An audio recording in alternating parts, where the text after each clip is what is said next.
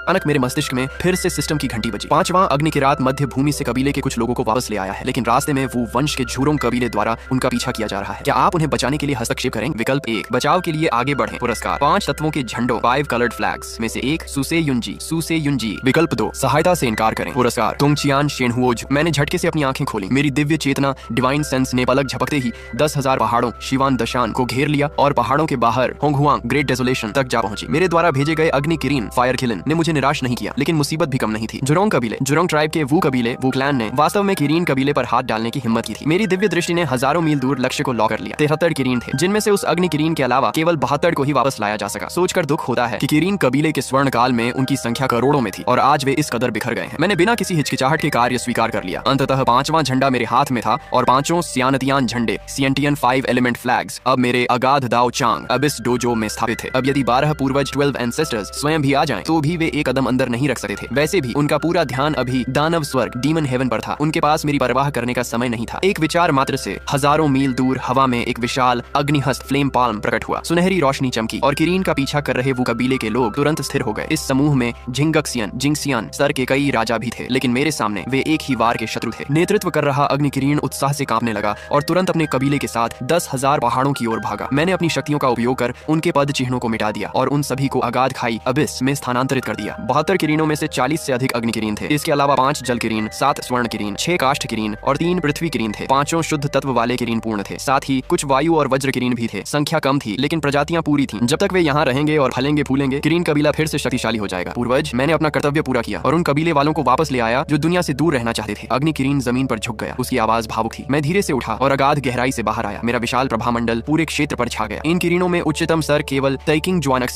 स्वानसियन का था। कोई आश्चर्य नहीं कि वो कबीले ने उन्हें निशाना बनाया। मेरी नजर सभी किरीनों पर पड़ी और अंत में उस अग्नि किरीन पर टिकी। मैंने कहा था, यदि तुम कबीले को वापस ले आए तो मैं तुम्हें अपना मुख्य शिष्य बनाऊंगा। मेरी आवाज एक विशाल घंटे की तरह अगाध खाई में गूंज उठी। किरीन कबीले सुनो, आज मैं शपथ लेता हूँ, ये छोटा जीव मेरा पहला शिष्य होगा। तुम सब अपनी अपनी गुफाएं बना लो। जब तक तुम इस खाई से बाहर कदम नहीं रखोगे, तुम्हारी सुरक्षा और शांति निश्चित है। छोटे, मेरे साथ अंदर आओ। मैं अग्नि किरीन को लेकर मुड़ा और पीछे छूटे हुए किरीन कबीले के लोग खुशी से झूम उठे। विशेष रूप से वे कुछ बूढ़े किरीन जो ड्रैगन हन काल से जीवित थे, मेरी पीठ को देखकर कांप रहे थे। मेरे शरीर का रक्त दबाव, ब्लड लाइन और उस समय के मूल किरीन ओरिजिनल किलिन से भी अधिक शक्तिशाली था। इस बार सब सही था। 10,000 पहाड़ों के बाहरी इलाके में झुरोंग कबीले के कई दावू ग्रेट विचेस उस स्थान पर पहुंचे जहां उनके योद्धाओं को रोका गया था। तबाही देखकर उनके चेहरे बिगड़ गए। इतनी शक्तिशाली अग्नि शक्ति, तुरंत पूर्वज वू एंसेस्टर वू को बुलाओ। हवा में एक बाल का रेशा जला और भीषण आग ने आकाश और पृथ्वी को घेर लिया। 12 पूर्वज वू में से एक झुरोंग वहां प्रकट हुए। उन्होंने युद्ध के अवशेषों को देखा। उनकी आंखें गंभीर थीं। इस अग्नि की शक्ति उनकी अपनी शक्ति से कम नहीं थी। झुरोंग ने अपनी आंखें बंद कर गणना डिडक्शन करने की कोशिश की, लेकिन पाया कि यहाँ स्वर्गीय रहस्य हेवनली सीक्रेट्स पूरी तरह उलझे हुए हैं और समय की नदी रिवर ऑफ टाइम को बहाल नहीं किया जा सका। किरीन कबीले का भाग्य अभी समाप्त नहीं हुआ है। फिलहाल पीछे हट जाओ। झुरोंग ठंडी आवाज में फुसफुसाए और 10,000 पहाड़ों की ओर चल दिए। वह देखना चाहते थे कि आखिर किसी इतनी हिम्मत हुई कि उनके लोगों पर हाथ डाले। मैंने अगाध खाई में तुरंत झुरोंग की उपस्थिति महसूस की और मेरे चेहरे पर एक ठंडी मुस्कान आ गई। सिर्फ वह, मैं अर्ध आरस्य हाफ सेंट क्वाजी सेंट बनने के करीब था और मेरे दो चांग की रक्षा 5 झंडे कर रहे थे। यदि वह मुझे ढूंढ भी ले तो मेरा क्या बिगाड़ लेगा। इसके अलावा वू याओ महायुद्ध विच डीमन कैलेमिटी आने वाला था। झुरोंग जल्द ही गोंगोंग से लड़कर नष्ट हो जाएगा। उससे लड़ना बेकार था। लो प्रोफाइल गियोयू बने रहना ही सबसे सही रास्ता था। तभी सिस्टम की आवाज फिर गूंजी। विकल्प 1, झुरोंग जांच के लिए पहाड़ों में घुस गया है। क्या आप बाहर निकलकर उससे लड़ेंगे? पुरस्कार फेंगमो जियान डीमन सीलिंग सोर्ड। विकल्प 2, इनकार करें। पुरस्कार अराजकता दहन उंगली केओस बर्निंग हेवन फिंगर। मैंने सीधे 2 चुना। इस विद्या की तकनीक तुरंत मेरे दिमाग में आ गई। अनगिनत नियम लॉज मेरे मन में तैरने लगे। कुछ ही क्षणों में मैंने इस शक्ति पर पूर्ण अधिकार पा लिया। 10,000 पहाड़ों में कई दिनों तक खोजने के बाद झुरोंग को कुछ नहीं मिला और वह अनिच्छा से लौट गया। इसके बाद हजारों वर्षों तक अगाध खाई में शांति रही। किरीन कबीले का विस्तार हुआ। उनकी संख्या 1000 से ऊपर पहुंच गई। मैं भी सफलतापूर्वक डालुओ जिंगसियन के शिखर पर पहुंच गया। अर्ध आर्शी बनने से बस एक कदम दूर। इस बीच बाहरी दुनिया बदल चुकी थी। दानव डीमंस स्वर्ग पर राज कर रहे थे और वो विचेस पृथ्वी पर। दोनों के बीच संघर्ष बढ़ता जा रहा था और युद्ध की ज्वाला भड़कने ही वाली थी। दानव सम्राट दिजुन की शादी के दिन 12 वो कबीले स्वर्ग पर टूट पड़े। झुरोंग के एक इशारे पर भीषण आग लग गई और दक्षिण स्वर्ग द्वार नंटियन गेट ज्वालाओं से घिर गया। दानव कबीले के लोगों, आज सम्राट की शादी है, हम यहाँ श्रद्धांजलि देने आए हैं। डोंगहुआंग ताइये क्रोध से भर गए और अपनी अराजकता घंटी केओस बेल लेकर द्वार की ओर दौड़े। घंटी की गूंज ने पूरे ब्रह्मांड को हिला दिया और वह सीधे झुरोंग से टकराई। पिता की महान वस्तु तुम जैसे लोगों के लिए नहीं है। दिजियांग ने गर्जना की और 12 पूर्वजों ने डू तियान शेनशाह जनफा बनाया। अनगिनत घातक हथियार जमा हुए और पांगू की एक विशाल छाया स्वर्ग में प्रकट हुई। सभी देवता सहम गए। यही वो कबीले का असली ट्रम्प कार्ड था। पांगू की छाया का दबाव स्वर्ग पर छा गया। डोंगहुआंग ताई पीछे धकेल दिए गए और उनके पीछे के महल हिलने लगे। पुरातन नक्षत्र समूह बूजो तियनशिंग दो जनफा। सम्राट दिजुन की आंखें खून से भर गईं। दानव कबीले के करोड़ों सितारों की शक्ति बरसने लगी। दो महानतम शक्तियों के बीच भीषण टक्कर हुई। धमाका, एक भयानक लहर ने पूरे होंगवांग हुआंग को हिला दिया। मैंने अपनी अगाध खाई में भी उस हलचल को महसूस किया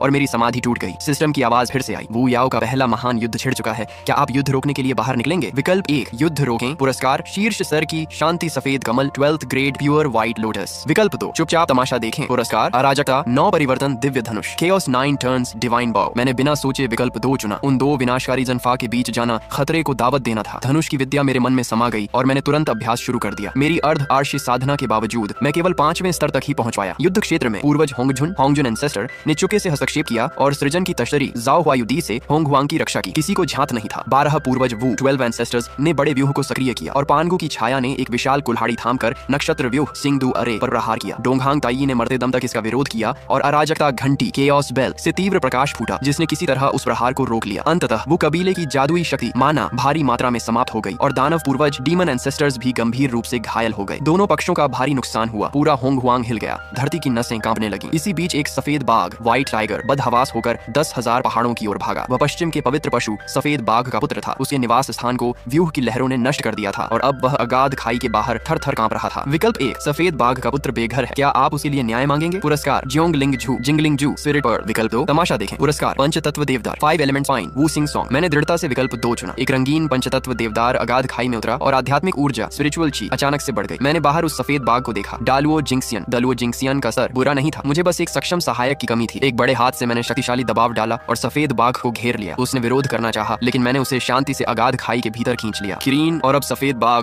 वह जमीन पर गिरा। उसकी आंखें खौफ से भरी थीं। क्या तुम शरण में आना चाहते हो? मैंने शांति से पूछा। सफेद बाघ अभी भी स्तब्ध था, इसलिए मैंने सीधे एक विशाल हथेली का दबाव बनाया। वरिष्ठ, मैं शरण लेने के लिए तैयार हूँ, कृपया दया करें। सफेद बाघ डर के मारे कांपने लगा और घुटने टेकर माफी मांगी। बहुत अच्छे, अब से तुम इस अगाध खाई के रक्षक पवित्र पशु होगे। मैंने संतुष्टि से सिर हिलाया और उसे सुसे युंजी झंडे के नीचे तैनात कर दिया। 5 पवित्र पशुओं के साथ 5 तत्वों के झंडे। यह पंचतत्व व्यूह प्रसिद्ध झुक्सियन तलवार व्यूह जूखियन सोर्ड अरे से कम नहीं होगा। सफेद बाघ उस झंडे को देखकर दंग रह गया। यह स्वर्ण मार्ग के अभ्यास के लिए एक अनमोल खजाना था। हालांकि यह सोचकर कि वह अब एक दरबान बन गया है वह थोड़ा उदास था, लेकिन उसने मन ही मन फैसला किया कि फिलहाल यहीं रहना सुरक्षित है और भविष्य में मौका मिलने पर देखा जाएगा। सफेद बाघ को व्यवस्थित करने के बाद मैंने अर्धरैश्य क्वाजी साइंट स्तर के लिए अपनी साधना जारी रखी। उधर स्वर्ग में युद्ध की आग फिर से भड़क उठी। समय के पूर्वज वू जू जियुयिन ने अपनी शक्ति का 30% बहाल कर लिया था और वे आक्रामक होकर सम्राट दिजुन की ओर बढ़े। दानव कबीले के लोगों, आज हमें इसका हिसाब चाहिए। देवी नुवा हस्तक्षेप करना चाहती थी, लेकिन होंगजुन के एक संदेश ने उन्हें रोक दिया। वू याओ का महाविनाश कैलामिटी रोका नहीं जा सका। तुम्हारा अवसर जल्द ही आएगा। इस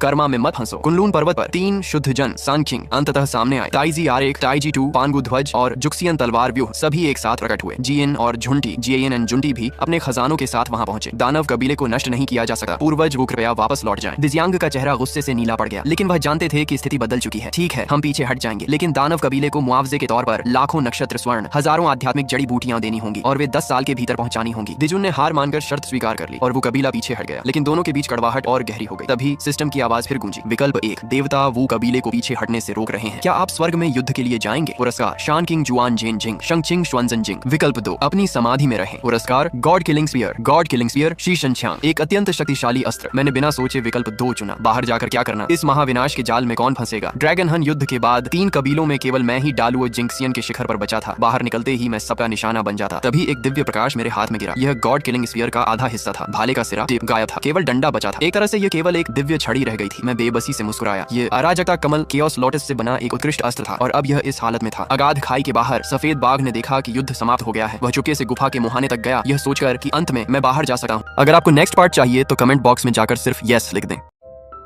वह अभी रसातल एबिस से बाहर कदम रखने ही वाला था कि एक शक्ति ने उसे धीरे से रोक दिया और वह बेहोश हो गया।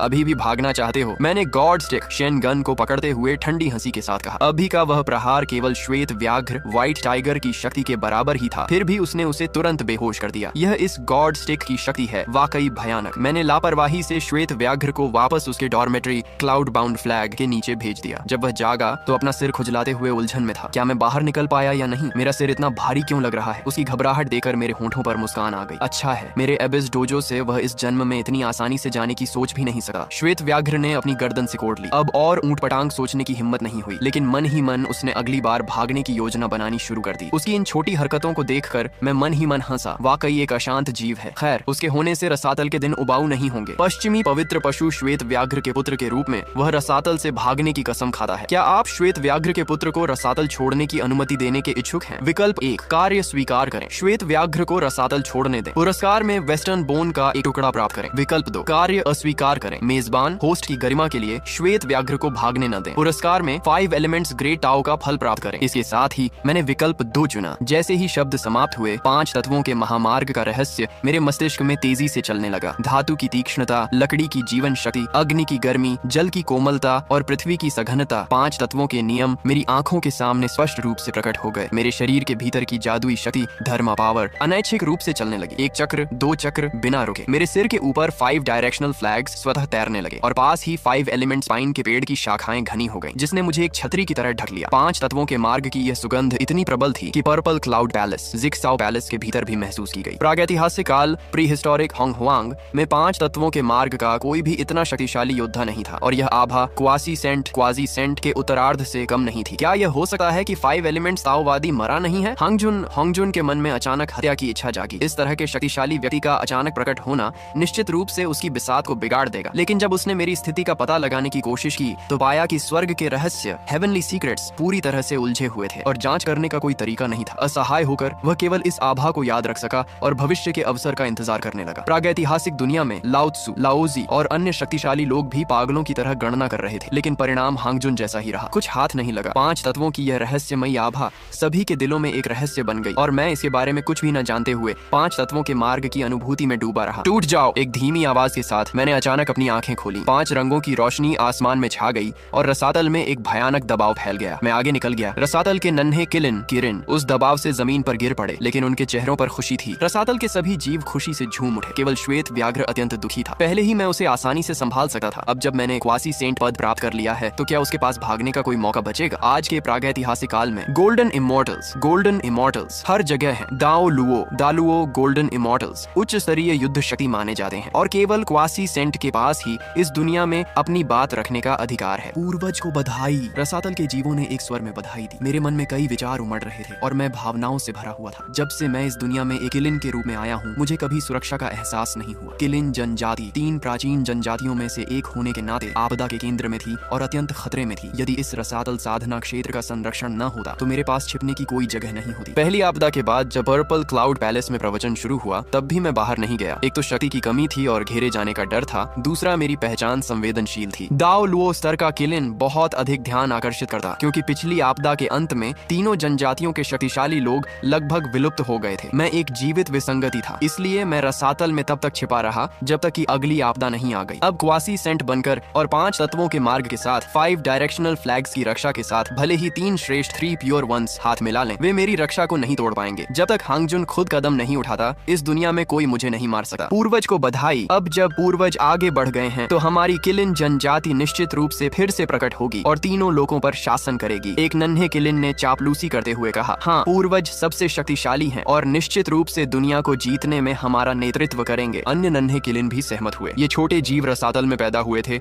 और पुरानी पीढ़ी से किलिन जनजाति की महिमा के बारे में सुनकर बड़े हुए थे। उन्हें बाहर की 2 बड़ी जनजातियों वुअन याओ की भयावहता का अंदाजा नहीं था। बाहर से आए पुराने किलिन शर्मिंदा होकर चुप रहे, लेकिन छोटे बच्चों को इसका एहसास नहीं हुआ और वे चिल्लाते रहे, पुनरागमन। विकल्प 1, कार्य स्वीकार करें। किलिन जनजाति का नेतृत्व करें, गौरव प्राप्त करें। विकल्प 2, कार्य अस्वीकार करें, दुश्मन अभी शक्तिशाली हैं, छिपे रहें। मुझे उम्मीद नहीं थी कि ये छोटे बच्चे भी सिस्टम टास्क को सक्रिय कर सकते हैं। मैंने बिना किसी हिचकिचाहट के विकल्प 2 चुना। अभी बाहर निकलने का समय नहीं है। एनलाइटनमेंट टी के पेड़ ने रसातल में जड़ें जमा ली हैं और आध्यात्मिक ऊर्जा और भी घनी हो गई है। क्लाउड बाउंड फ्लैग के नीचे श्वेत व्याघ्र ने यह देखा और बुदबुदाया, इतनी कम शक्ति के साथ दुनिया पर राज करने की सोच रहे हैं, ये सिर्फ एक सपना है। तुमने क्या कहा? मैंने सुना नहीं, फिर से कहो। एक बड़ा हाथ हवा में प्रकट हुआ। श्वेत व्याघ्र को उसकी गर्दन से पकड़कर ऊपर उठा लिया। मैंने ठंडे स्वर में कहा, भले ही इन नन्हे बच्चों की चापलूसी का स्तर कम है, लेकिन यह मेरे प्रति उनका सम्मान है। यह श्वेत व्याघ्र बातों से नहीं मानता, इसे सबक सिखाना ही होगा। आखिरकार मैं 5 पवित्र पशुओं को इकट्ठा करने की योजना बना रहा हूँ ताकि 5 तत्वों का महान जन फॉर्मेशन बनाया जा सके। यदि श्वेत व्याघ्र के मन में विद्रोह रहा तो वह इस रक्षा की कमजोरी बन जाएगा। स्वामी, मैं गलत था, अब कभी ऐसा नहीं करूंगा। श्वेत व्याघ्र ने रोते हुए माफी मांगी। एक बार माफ करता हूँ। मैंने उसे जमीन पर पटक दिया और सभी किलिनों से गंभीरता से कहा, हमारी जनजाति ने पिछली आपदा में भारी नुकसान उठाया है। अब भी हम केवल अपनी शक्ति वापस पा रहे हैं। बाहर निकलने का यह सही समय नहीं है। तुम सभी को लगन से अभ्यास करना चाहिए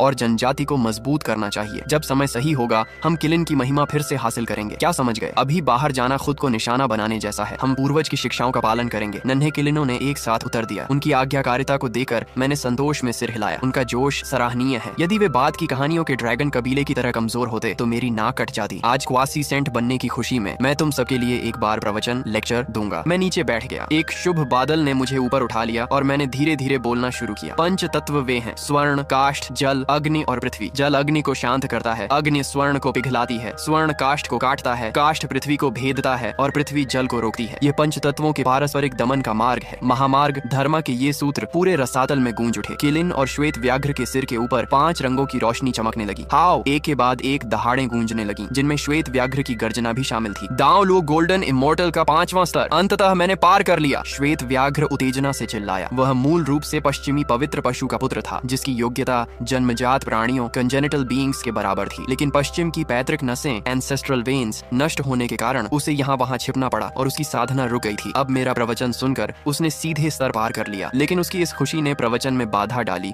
और अन्य कबीले वालों को प्रभावित किया। मैंने बिना किसी दया के अपना हाथ चलाया। श्वेत व्याघ्र सीधे रसातल की दीवार से जा टकराया, जिससे वहाँ एक बड़ा गड्ढा बन गया। इतने उतावले मत बनो, मैंने कहा। श्वेत व्याघ्र उठा। उसके मन में कोई द्वेष नहीं था, बल्कि उसका चेहरा खुशी से भरा था। स्वामी, मुझे क्षमा करें, अगली बार मैं ऐसा करने की हिम्मत नहीं करूंगा। इस सफलता के बाद उसने भागने का विचार पूरी तरह से त्याग दिया। रसातल में न केवल प्रवचन सुनने को मिलता है, बल्कि साधना में सहायता के लिए सुसे युंजी ध्वज क्लाउड बाउंड फ्लैग भी है। ऐसी अच्छी जगह और कहाँ मिलेगी? अगर उसे निकाला भी जाए तो भी वह जाने को तैयार नहीं होगा। अगली बार? तुम अभी भी अगली बार की सोच रहे हो। लगता है कि मैं बहुत दयालु हो गया हूँ, मैंने ठंडे चेहरे के साथ कहा। हाथ हिलाकर मैंने श्वेत व्याघ्र की जादुई शक्ति को सील कर दिया और उसे युआन होंग के हवाले कर दिया। रसातल में श्वेत व्याघ्र की चीखें और किलिनों का उत्साह आपस में मिल गए, जिससे वहाँ काफी रौनक हो गई। लेकिन इस समय स्वर्ग हेवनली कोर्ट में सन्नाटा पसरा हुआ था। लिंगक्सियाओ पैलेस के भीतर दाओ लुओ स्तर से ऊपर के सभी दानव याओ योद्धा एकत्रित थे और हर चेहरा गंभीर था। सम्राट दीजून का चेहरा पीला था और उन्होंने कमजोर आवाज में पूछा, क्या किसी के पास वू कबीले के do Tian Shane Shajan formation से निपटने का कोई उपाय है? पिछली जंग में दानव कबीला बुरी तरह हारा था। यदि लाओत्सु जैसे शक्तिशाली योद्धाओं ने हस्तक्षेप न किया होता तो दानव कबीला अब तक नष्ट हो चुका होता। वह जन सम्राट के लिए एक मानसिक डर बन गया था। इसे सुलझाए बिना सम्राट चैन से नहीं सो सकते थे। क्या शी हुआंग फुक्सी के पास कोई अच्छी योजना है? सम्राट ने फुक्सी की ओर देखा। फुक्सी ने विचार करते हुए कहा, डू टियान शेन शाजन की शक्ति अनंत है। हमारे कबीले का जो टियान जिंगडो स्टारी स्काई फॉर्मेशन हालांकि थोड़ा पीछे है, लेकिन यदि हम अभ्यास बढ़ाएं और स्टार बैनर का उपयोग करें तो हम निश्चित रूप से उनका मुकाबला कर पाएंगे। उन्होंने वाक्य का दूसरा हिस्सा नहीं कहा। वो कबीले का जन अभी पूरी तरह तैयार नहीं हुआ है। यदि वह पूर्ण हो गया तो स्टाररी स्काई फॉर्मेशन के पास जीतने का कोई रास्ता नहीं होगा। अभी दानवों का मनोबल गिरा हुआ है और यह बात केवल आग में घी डालने का काम करेगी। सही है, यदि हमारे पास 365 स्टार बैनर हों तो हम निश्चित रूप से वू कबीले के जन को तोड़ पाएंगे। लेकिन उन वू कबीले के असभ्यों ने हमें लाखों टन स्टेलर गोल्ड देने पर मजबूर किया। अब हमारे पास बैनर बनाने की शक्ति नहीं बची। सम्राट ने दांत पीसते हुए कहा, बड़े भाई, मैं तुरंत आदेश देता हूँ कि पूरा कबीला स्टेलर गोल्ड इकट्ठा करे। डोंगहुआंग ताई ने व्याकुल होकर कहा। जल्दबाजी मत करो। सम्राट ने ताई को रोका और कुनपेंग की ओर मुड़े। दानव गुरु डीमन मास्टर ने दानव लिपियों का आविष्कार किया है, जो हमारे कबीले के लिए बड़ी बात है। क्या दानव गुरु के पास कोई सुझाव है? उनके लहजे में थोड़ी कड़वाहट थी। कुनपेंग उत्तर में अपनी शक्ति बढ़ा रहे थे और उनकी गतिविधियां थोड़ी विद्रोही लग रही थीं। उन पर नजर रखना जरूरी था। कुनपेंग की आंखों में एक परछाई चमकी, लेकिन चेहरे पर सम्मान था। महाराज, आप मुझे बहुत ऊंचा आंक रहे हैं। मेरा एक छोटा सा सुझाव है। बताइए, क्या आप जानते हैं कि वो कबीले के गोंग गोंग और झू रोंग के बीच संबंध कैसे हैं? कभी कभी उनमें अनबन होती है। एक दानव योद्धा ने उत्तर दिया। कुनपेंग मुस्कुराए। यही हमारा अवसर है। यदि हम जल और अग्नि कबीलों के बीच महायुद्ध करवा सकें और वे दोनों घायल हो जाएं, तो क्या वो कबीले का डू टियान शेन शाजन बिना लड़े ही नहीं टूट जाएगा? ये सुनकर सम्राट झिझक गए।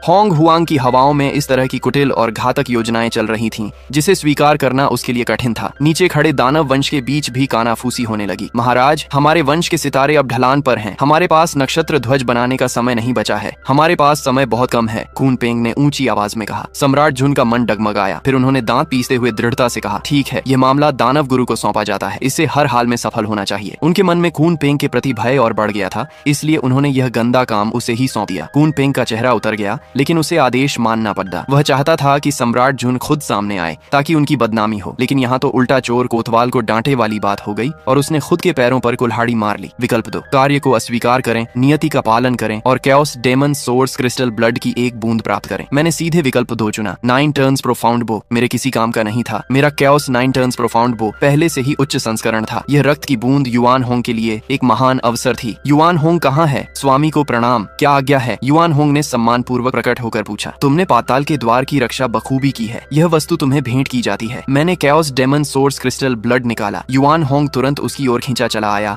और उस रत्न जैसी चमकती बूंद को टकटकी लगाकर देखने लगा। यह सुनकर कि मैं उसे यह दे रहा हूँ, वह तुरंत घुटनों के बल गिर गया। स्वामी के इस उपहार के लिए बहुत बहुत धन्यवाद। युआन होंग ने शपथ ली, मैं जन्म जन्मांतर तक स्वामी की सेवा करूंगा। यदि मैं इस शपथ को तोड़ूं तो मुझ पर बिजली गिरे। जाओ, इसे रिफाइन करते समय अपने मन को स्थिर रखना। मैंने हाथ हिलाकर उसे विदा किया। युआन होंग मूल रूप से एक शीर्ष पोस्ट हेवन जीव था, लेकिन इस क्रिस्टल रक्त को समाहित करने के बाद उसका आधार निश्चित रूप से विस्फोट की तरह बढ़ेगा और वह एक प्री हेवन जीव बनकर भविष्य में क्वासी सेंट बनने की क्षमता रखेगा। प्रथम विच डेमन युद्ध ने संसार को तहस नहस कर दिया था। अनगिनत पर्वत ढह गए, नदियां सूख गईं और पूरा संसार निर्जीव सा हो गया था। यदि शक्तिशाली योद्धाओं ने इसे न रोका होता तो संसार कब का नष्ट हो गया होता। युद्ध के बाद विच सेना पीछे हट गई और दानव स्वर्ग लौट गए। सभी शक्तिशाली लोग अपने आश्रमों में चले गए। केवल न्यूवा ही अकेली इस उजाड़ धरती पर घूम रही थी। गुरुदेव ने संदेश भेजा था कि मेरा अवसर आने वाला है, लेकिन यह संसार इतना टूटा हुआ है, वह अवसर कहाँ होगा। न्यूवा ने धीरे से आह भरी। वह हजारों सालों तक चलती रही। धरती को धीरे धीरे पुनर्जीवित होते देखा। कीड़े, मछलियां, पक्षी और जानवर फिर से पनपने लगे। उस क्षण न्यूवा का मन प्रकाशित हो उठा। उन्होंने हाथ घुमाया और 9 हेवनली सॉइल और 3 लाइट्स होली वाटर को मिलाकर अजीब सी आकृतियां बनाना शुरू किया। न्यूवा मनुष्यों का निर्माण कर रही थी। संसार में एक नई प्रजाति का जन्म होने वाला था। तभी सिस्टम ने पूछा, क्या आप पाताल से बाहर निकलकर इसे रोकेंगे? विकल्प 1, कार्य स्वीकार करें और न्यूवा को मनुष्य बनाने से रोकें। इनाम, माउंटेन अल्टरिंग विहिप। विकल्प 2, कार्य अस्वीकार करें, शांति से मानवता का उदय देखें। इनाम, 3 कॉर्प्स स्लैशिंग मेथड। मैं सिस्टम के संकेत से चौंक गया। इंसान के रूप में मेरा मानवता के प्रति गहरा लगाव था और 3 कॉर्प्स विधि होंग जुन द्वारा सिखाई गई चंगशेंग सेंटहुड की विधि थी। हालांकि मुझे इस विधि पर संदेह था। चंगशेंग के कई रास्ते हैं, ताकत के बल पर या न्यूवा की तरह पुण्य के बल पर। होंग जुन की यह विधि आसान दिखती थी, लेकिन शायद इसमें कोई जाल था जिससे आगे का रास्ता बंद हो जाता। मैंने विकल्प 2 चुना और विधि का ज्ञान मेरे दिमाग में समा गया। इस विधि में अपनी अच्छाई, बुराई और स्वयं को अलग करके उन्हें एक करना होता है। मैंने इसे तुरंत अभ्यास नहीं किया, क्योंकि सिस्टम के रहते मुझे और भी बेहतर अवसर मिल सकते थे। तभी पूरे आकाश में दिव्य संगीत गूंज उठा। धरती से सुनहरे झरने फूट पड़े और भारी मात्रा में पुण्य स्वर्ग से नीचे गिरा। न्यूवा ने मनुष्यों का निर्माण किया था और वह अब एक पुण्य संत बनने वाली थी। नया कार्य आया। क्या आप पाताल से बाहर जाकर उन्हें बधाई देंगे? विकल्प 1, बधाई दें। इनाम, एक पोस्ट हेवन हथियार। विकल्प 2, कार्य अस्वीकार करें। इनाम,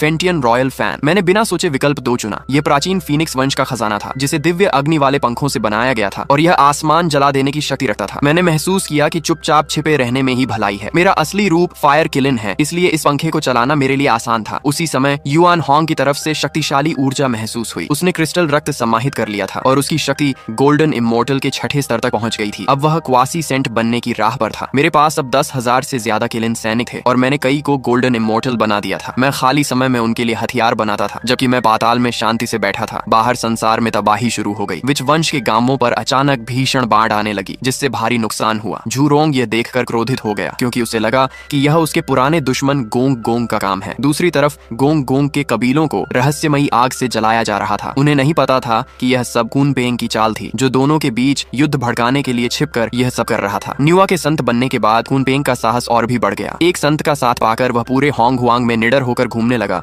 उसका एकमात्र लक्ष्य विच वू वंश की शक्ति को कमजोर करना और दानव वंश के लिए थोड़ा समय निकालना था। कुछ 100 वर्षों के बाद झूरोंग और गोंग गोंग का विवाद पूरी तरह से भड़क उठा। झूरोंग ने अग्नि ड्रैगन पर सवार होकर आसमान की ओर दहाड़ते हुए कहा, नीच गोंग गोंग, बाहर निकल और अपनी मौत को गले लगा। अगर तुझ में हिम्मत है तो आमने सामने युद्ध कर। छिपकर मेरे कबीले के लोगों को क्यों मार रहा है? गोंग गोंग भी पीछे नहीं रहा। उसने लहरों को आसमान तक उछाल दिया और काले ड्रैगन पर सवार होकर बाहर आया। उसने चिल्लाकर कहा, झूरोंग, तू सच को झूठ बना रहा है। अगर युद्ध करना है तो अभी शुरू कर। दोनों बुझाऊ पर्वत माउंट बुजू की तलहटी में भिड़ गए। इस भयंकर दहाड़ से मैं भी जाग गया और मैंने तुरंत अपना नया इनाम गुआन तियान जिंग आकाश देखने वाला दर्पण निकाला। यह दर्पण एक प्री हेवन खजाना था, जो बिना किसी आहट के होंग हुआंग के किसी भी कोने पर नजर रख सकता था, सिवाय संतों के, क्योंकि उन्हें देखते ही वे इसे भांप लेते। दर्पण में दिखाई दे रहा था कि झूरोंग और गोंग गोंग क्रोध में अंधे हो चुके थे। उनके ड्रैगन वाहन, जो खुद डालुओ गोल्डन इमोर्टल स्तर के थे, एक दूसरे के वार से पल भर में मारे गए। ड्रैगन वंश, जिसने कभी चारों समुद्रों पर राज किया था, आज इस हाल में था। यह देखकर दुख हुआ। उनका युद्ध कई वर्षों तक चला। अन्य पूर्वजों ने बीच बचाव की कोशिश की, पर सब बेकार रहा। अंततः झूरोंग भारी पड़ने लगा और गोंग गोंग गंभीर रूप से घायल हो गया। हालांकि झूरोंग की हालत भी ठीक नहीं थी। उसकी अग्नि ऊर्जा खत्म हो रही थी और सांसें उखड़ रही थीं। गोंग गोंग की आंखें खून की तरह लाल हो गईं और उसने चिल्लाकर कहा, झूरोंग, मैं तेरा मुकाबला नहीं कर पाया, पर यह जीवन मुझे पिता परमेश्वर पांगू से मिला है और तू इसे नहीं ले पाएगा। यह कहकर गोंग गोंग ने अपना सिर पूरी ताकत से बुझाऊ पर्वत से टकरा दिया। झूरोंग सन्न रह गया और उसके मन में पछतावा हुआ। बुझाऊ पर्वत पांगू की रीढ़ की हड्डी से बना था जो आकाश को थामे हुए था। इसके गिरने का अंजाम भयानक होने वाला था। एक जोरदार धमाके के साथ बुझाऊ पर्वत में मकड़ी के जालों की तरह अनगिनत दरारें पड़ गईं और पूरा होंग हुआंग हिल उठा। गोंग गोंग की वहीं मौत हो गई। पर्वत के ढहते ही स्वर्ग से नदियां नीचे गिरने लगी और आकाश से आग बरसने लगी। अनगिनत जीव मारे गए और चारों ओर अंधेरा छा गया। झूरोंग ने गिरते पर्वत को देखा तो उसे अपनी मौत का एहसास हुआ। आकाश से बिजली की कड़क गूंजी। पहले से ही कमजोर हो चुका झूरोंग इस दंड को नहीं झेल पाया और पर्वत की तलहटी में ही मर गया। तभी सिस्टम ने पूछा, बुझाऊ पर्वत गिर गया है और जीव तड़प रहे हैं, क्या आप पाताल से बाहर निकलकर दुनिया को बचाएंगे? विकल्प 1, कार्य स्वीकार करें, इनाम अमृता का दिव्य वृक्ष, इमॉर्टल स्पिरिट रूट। विकल्प 2, कार्य अस्वीकार करें, इनाम किलिन यिन काइलन सील। यह मूल किलिन वंश का सबसे बड़ा खजाना था जिसमें पूरे वंश की किस्मत समाहित थी। मैंने बिना सोचे विकल्प 2 चुना। दुनिया को बचाना न्यूवा का काम है। जैसे ही किलिन सील मेरे हाथ में आई, मेरी शक्ति और बढ़ गई। कुछ ही समय बाद न्यूवा बुझाऊ पर्वत पर प्रकट हुई। मैंने तुरंत अपना जादुई दर्पण हटा लिया क्योंकि एक संत की उपस्थिति में इसे इस्तेमाल करना खतरनाक था। न्यूवा ने उजाड़ धरती को देखकर आह भरी। एक पुण्य संत होने के नाते उनका भाग्य संसार से जुड़ा था। संसार समृद्ध होगा तो वह शक्तिशाली होंगी, संसार टूटेगा तो वह कमजोर होंगी। इसलिए आकाश की मरम्मत करना उनकी जिम्मेदारी थी। न्यूवा ने 5 रंगों वाले जादुई पत्थर निकाले। सिस्टम ने फिर पूछा, क्या आप न्यूवा की मदद करेंगे? विकल्प 1, मदद करें और 30,000 पुण्य प्राप्त करें। विकल्प 2, कार्य अस्वीकार करें, इनाम सन एंड मून मिस्टिकल लिक्विड 1 घड़ा। मैंने फिर से इनकार कर दिया और विकल्प 2 चुना।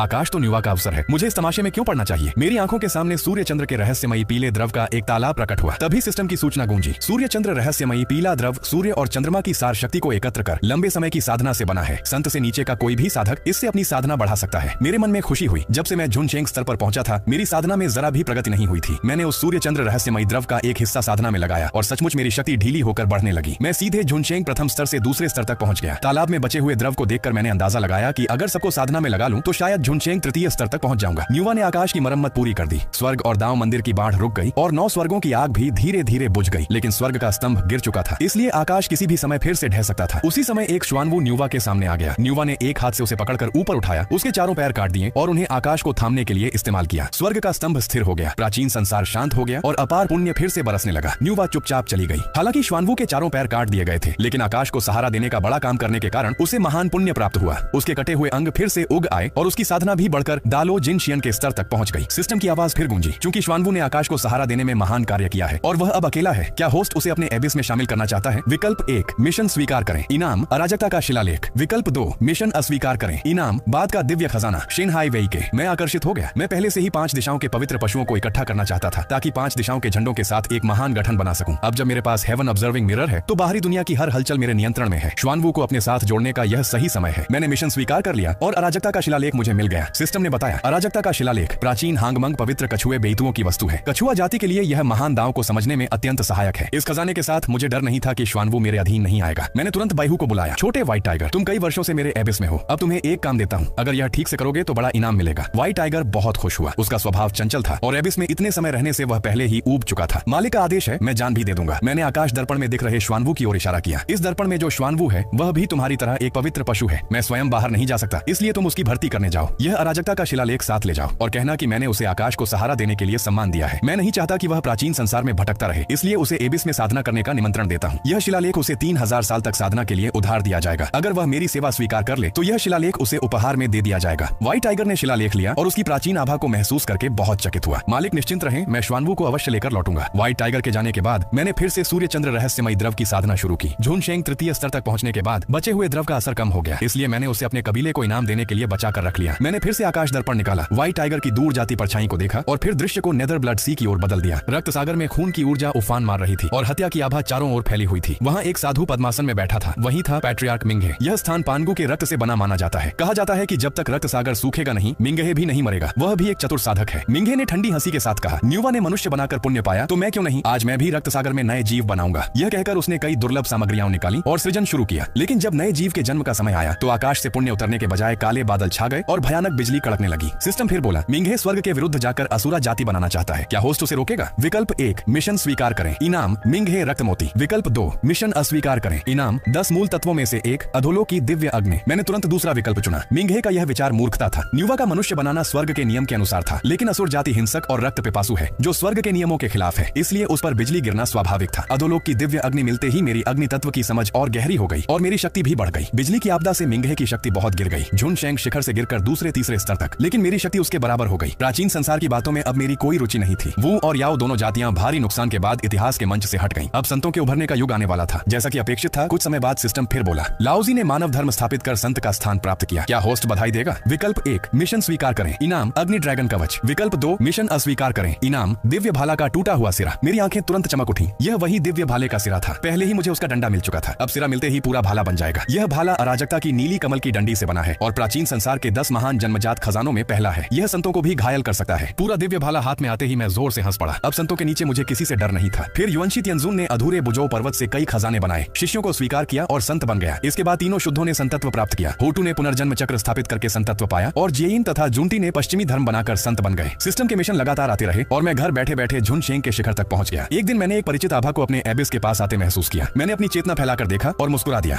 व्हाइट टाइगर वापस आ गया था। इतने लंबे समय तक बाहर रहने के बाद लगता है उसने काम के बहाने पूरे प्राचीन संसार में घूम लिया। वो याओ युद्ध खत्म हो चुके थे, 3 शुद्धों में से 2 संत बन चुके थे और तब वह धीरे धीरे वापस आया। मैं उसे दंड देने ही वाला था कि मैंने देखा उसके पीछे एक विशाल श्वानवू भी आ रहा था। दोनों पवित्र पशु बादलों पर चलते हुए एबिस की ओर आ रहे थे। व्हाइट टाइगर जमीन पर झुक गया और आदर से पुकारा, मास्टर। व्हाइट टाइगर आदेश पूरा करके लौट आया और बोला, मालिक को प्रणाम। श्वानवू सामने इस रहस्यमयी गहरे एबिस को देखकर हैरान था। उसकी आंखों में संदेह भरा हुआ था। अगर व्हाइट टाइगर ने अराजकता का शिलालेख न दिखाया होता तो वह कभी भी इस सुनसान जगह पर नहीं आता। जब वह अभी भी हिचकिचा ही रहा था, तभी एक शक्तिशाली बल ने उसे और व्हाइट टाइगर को एक साथ एबिस के अंदर खींच लिया। मेरे सामने खड़े श्वानवू को देखकर मेरे चेहरे पर संतोष भरी मुस्कान आ गई। 5 दिशाओं के पवित्र पशुओं में से अब 2 मेरे पास आ चुके थे। एक पल में आकाश पृथ्वी घूमने जैसा अनुभव हुआ और श्वानवू सीधे एबिस के भीतर आ गिरा। वह स्तब्ध रह गया। यहाँ की आध्यात्मिक ऊर्जा उसकी कल्पना से कहीं अधिक घनी थी। इन वर्षों में वह गहरे समुद्रों, पवित्र झरनों, समुद्री द्वीपों और अमर पर्वतों तक गया था, लेकिन एबिस के सामने वे सब जगहें बिल्कुल तुच्छ लग रही थी। मैं 5 तत्वों के आसन पर पद्मासन लगाकर बैठा था। मेरे पीछे 5 तत्वों का देव वृक्ष खड़ा था। मेरी हर सांस के साथ हल्का सा दबाव चारों ओर फैल रहा था। यह देखकर श्वानवू का दिल कांप उठा। यह किरीन कुल का पूर्वज निश्चित ही अर्ध संत स्तर का साधक था। पूरे प्राचीन संसार में अर्ध संत गिने चुने ही थे। जब तक सच्चे संत प्रकट नहीं होते, अर्ध संत ही सर्वोच्च शक्ति माने जाते थे। इस स्तर तक पहुंचने वाले साधक या तो असाधारण मूल के होते थे या फिर अनगिनत युगों से जीवित प्राचीन अस्तित्व। हालांकि श्वानवू प्राचीन संसार का पवित्र पशु था, लेकिन उसकी वंश सीमा उसे अर्ध संत बनने से रोकती थी। कुछ समय पहले जब न्यूवा ने आकाश को थामने के लिए उसके चारों पैर काट दिए थे, तब उसे महान पुण्य प्राप्त हुआ और उसकी वंश किस्मत थोड़ी सुधरी थी। लेकिन फिर भी अर्ध संत बनने के लिए उसे बहुत लंबा समय साधना करनी पड़ती। अगर व्हाइट टाइगर उसे अराजकता का शिलालेख दिखाकर तेजी से बढ़ने का अवसर न देता तो वह कभी यहाँ नहीं आता। इसके अलावा व्हाइट टाइगर की साधना भी लगभग उसी के बराबर थी। उसने कई बार शिलालेख छीनने की कोशिश की, लेकिन सफल नहीं हुआ। अंत में मजबूरी में वह उसके साथ यहाँ आ गया। मैंने धीरे धीरे अपनी आंखें खोली और मेरी दृष्टि श्वानवू पर टिक गई। मेरी आवाज शांत थी, लेकिन उसमें दांव की गंभीरता थी। श्वानवू, मैं पहले ही देख चुका हूँ कि तुम्हारे पास भाग्य की आभा है, लेकिन प्राचीन संसार में ऐसे भाग्य वाले बहुत हैं, परंतु सच्चे शक्तिशाली बहुत कम बन पाते हैं। अधिकतर समय की धारा में मिट जाते हैं। तुम भी एक पवित्र पशु हो। मैं नहीं चाहता कि तुम प्राचीन संसार में यूं ही भटकते रहो। क्या तुम एबिस में रहकर द्वार की रक्षा करने वाले पवित्र रक्षक बनना चाहोगे? यह कहते समय मेरे पीछे 5 तत्वों की दिव्य रोशनी चमक उठी। उनमें मूल दिव्य अग्नि लहराने लगी। एबिस के भीतर दांव की ऊर्जा प्रवाहित हो रही थी, मानो मेरे शब्द ही नियम बन गए हों। पास खड़ा व्हाइट टाइगर तुरंत बोला, श्वानवू, मेरे मालिक खुद बोल चुके हैं, अब और क्या सोचना? जल्दी से मालिक को प्रणाम करो। देखो, प्राचीन संसार में अब 2 और संत प्रकट हो चुके हैं। इन संतों की शक्ति असीम है। जब आकाश को ठीक किया गया था, तब तुम्हारे चारों पैर काट दिए गए थे और किसी ने तुमसे पूछा भी नहीं था। अगर स्वर्ग के पुण्य ने तुम्हारी रक्षा न की होती तो तुम बहुत पहले ही नष्ट हो चुके होते। लेकिन इस एबिस में जब तक मेरे मालिक तुम्हारी रक्षा कर रहे हैं, कोई भी तुम्हें तंग करने की हिम्मत नहीं करेगा। व्हाइट टाइगर की हर बात सच थी। जब उसके चारों पैर काटे गए थे, तब श्वानवू के दिल में बहुत गुस्सा था, लेकिन वह कुछ कर नहीं सका। संत प्राचीन संसार के सर्वोच्च शासक थे और वह उनके सामने बिल्कुल असहाय था। इन वर्षों में वह इधर उधर छिपता रहा। कभी वू और याओ जातियों के युद्ध से बचता, कभी नए संतों के प्रकट होने से। उसे डर था कि बिना किसी सहारे के कोई भी उसे दबा सकता है। तुरंत ही श्वानवू जमीन पर झुक गया और आदर से बोला, पूर्वज, अगर मैं हिचकिचाता तो यहाँ आता ही नहीं। किरिन जाति एक महान योद्धा कुल है। वह आज तक इसलिए जीवित है क्योंकि वह स्वर्ग और पृथ्वी की ऊर्जा के साथ चलता है। मेरे पास जो थोड़ा बहुत भाग्य है वह कुछ भी नहीं। मैं एबिस का रक्षक बनने को तैयार हूँ। बस मेरी एक विनती है, मुझे उस अराजकता के शिलालेख का अध्ययन करने दीजिए। स्वीकार है। मैंने हाथ लहराया और बड़े स्वभाव से कहा, अराजकता का शिलालेख मुझे कई वर्ष पहले संयोग से मिला था। यह तुम्हारी श्वानवू जाति के लिए भी उपयोगी है। जब तक तुम एबिस में रहोगे, यह शिलालेख हमेशा तुम्हारे पास रहेगा, ताकि तुम महान दांव को समझ सको। असल में मैंने सोचा था कि उसे सिर्फ 3000 साल तक इसका अध्ययन करने दूंगा, लेकिन उसकी विनम्रता देखकर लगा कि यह शिलालेख मेरे किसी काम का नहीं, इसलिए उसे देना ही बेहतर है। श्वानवू अत्यंत प्रसन्न हो गया और बार बार सिर झुकाकर बोला, पूर्वज, आपकी महान कृपा के लिए धन्यवाद। आज से मैं एबिस का रक्षक बनकर सेवा करूंगा। मैंने अपनी चेतना चलाई और एबिस के एक कोने में तुरंत एक नया दिव्य क्षेत्र बना दिया। वहाँ झरने बहने लगे। आध्यात्मिक झरनों का जल उमड़ पड़ा। श्वानवू जल तत्व को नियंत्रित करता है, इसलिए इसलिए उसके ऊपर आकाश में जल ऊर्जा चमक रही थी। चारों ओर अनगिनत जल तत्व वाले आध्यात्मिक वृक्ष और पौधे उगाए। वह स्थान ठीक वही था, श्वानवू की साधना के लिए एक आदर्श स्थान।